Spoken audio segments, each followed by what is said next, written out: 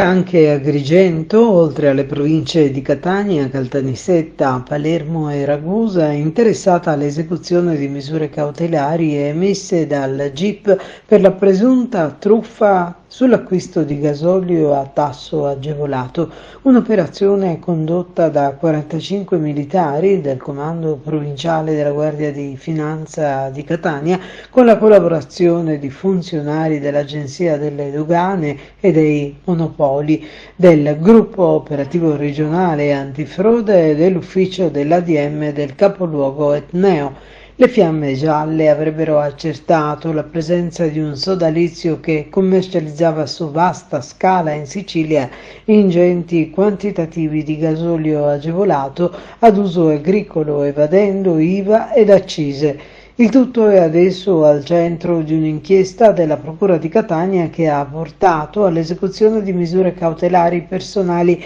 e reali e al sequestro di beni nei confronti di 15 indagati. I reati ipotizzati a vario titolo sono associazione a delinquere, sottrazione fraudolenta all'accertamento e al pagamento delle accise sui prodotti energetici, emissione di fatture per operazioni inesistenti, frode in commercio e autoriciclaggio.